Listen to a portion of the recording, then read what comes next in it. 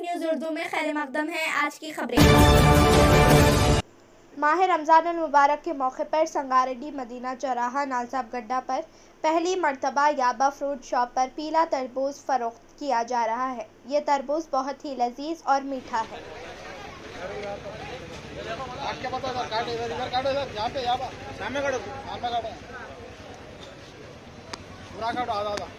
टुकड़ा करो जी, आधा करो।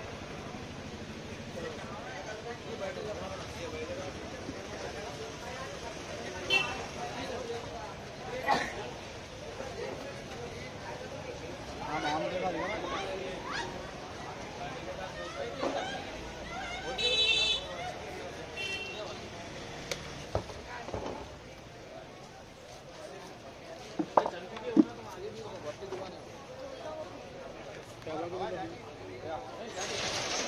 यहाँ